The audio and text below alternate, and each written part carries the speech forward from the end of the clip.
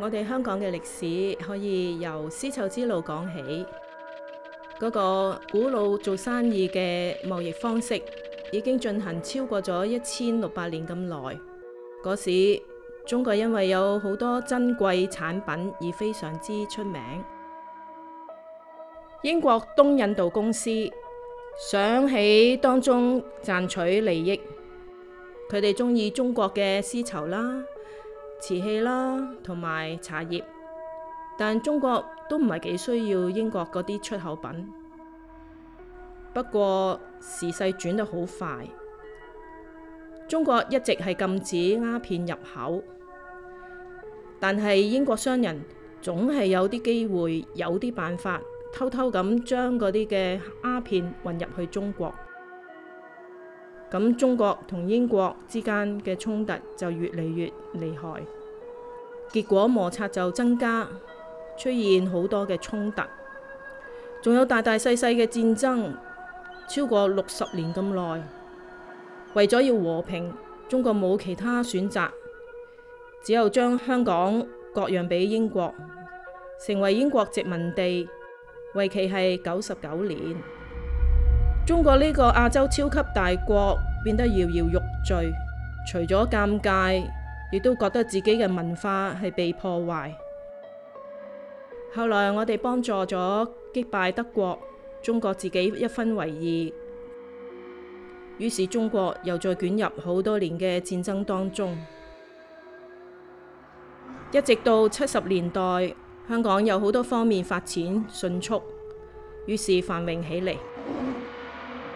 英國殖民統治結束，越嚟越逼近嘅時候，開始要談論我哋香港將來會點。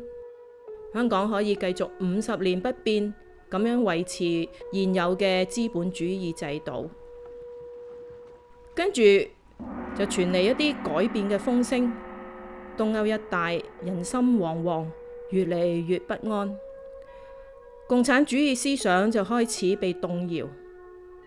喺中國，人開始渴求鄰近國家所爭取嘅民主、平等、言論自由，所以佢哋走出嚟去抗議。中國大陸同埋香港嘅人民因為擔心自己嘅生命，紛紛離開自己嘅家園，去揾一個更好嘅生活。經過幾十年嘅英國殖民統治，我哋回歸中國，而中國亦都富強起嚟。曾經沉睡嘅呢條巨龍要出動，就係亞洲世紀嘅開始。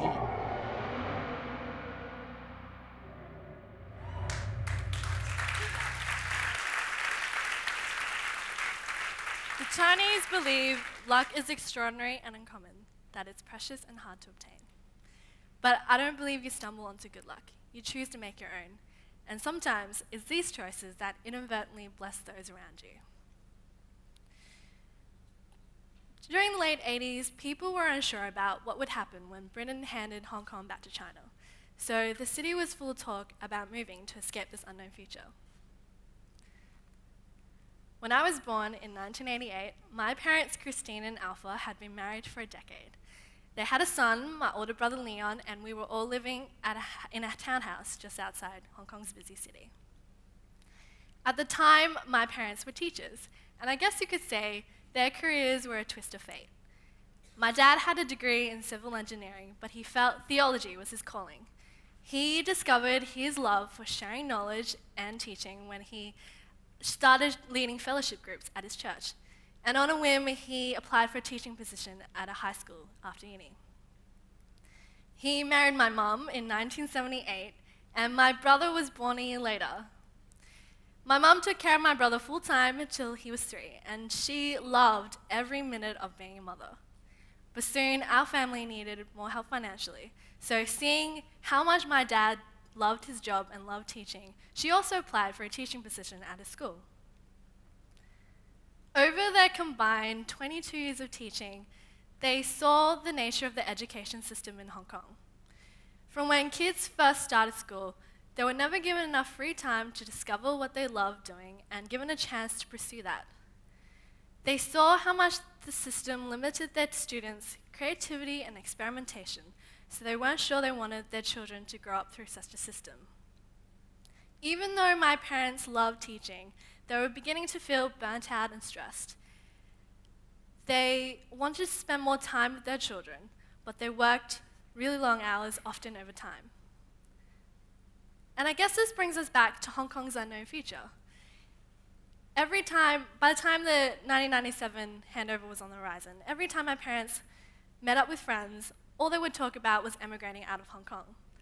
And even though my parents didn't share their friends' fear for the political future of the city, it became the catalyst for their decision to leave. They decided to apply for a visa in Australia because of its proximity to Asia. And since they were both teachers in their mid-30s, they were granted a permanent residency visa within 3 months of applying.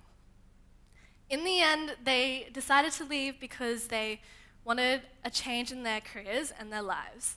They wanted a better education for my brother and I to spend more time with us and to see us grow up.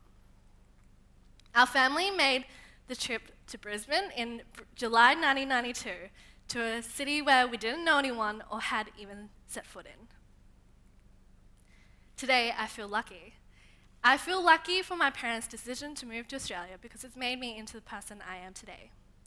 At 25, I finally feel like I know who I am. I am wonderfully complex, both an Australian and a Hong Kong person. This dual nationality is a giant part of who I am. Even though Australia has a large Asian population, I never quite knew where I fit in. I would often feel torn between my two sides, as if I had to choose one or the other.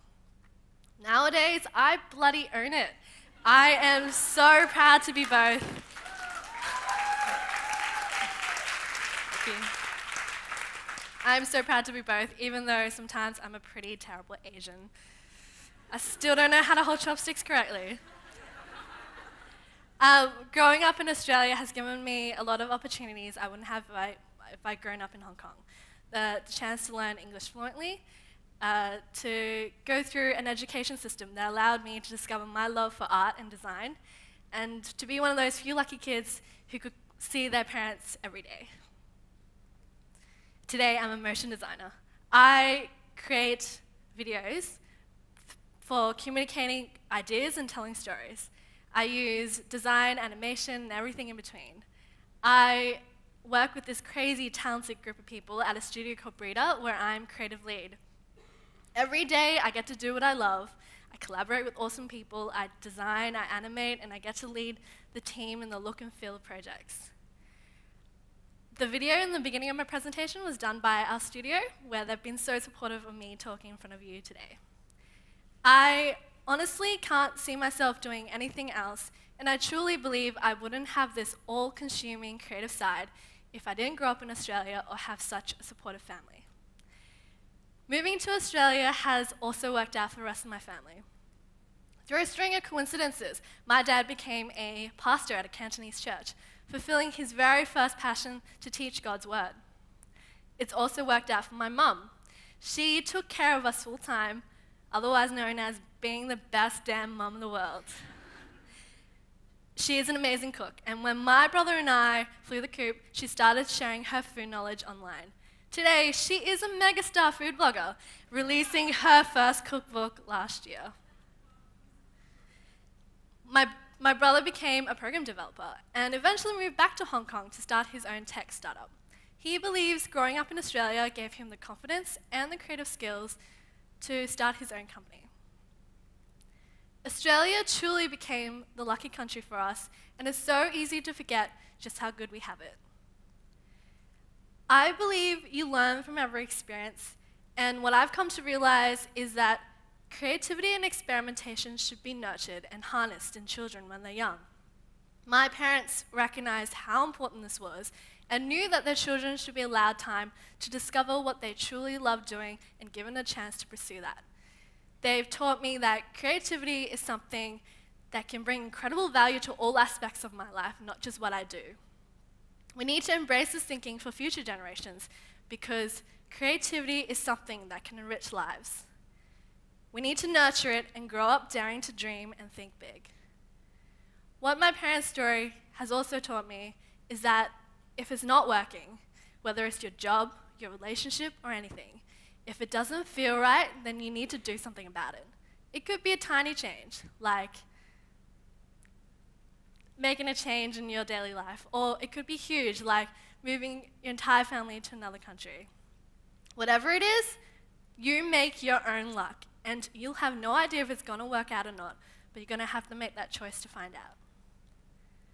The Chinese believe luck is extraordinary and uncommon, that is precious and hard to obtain.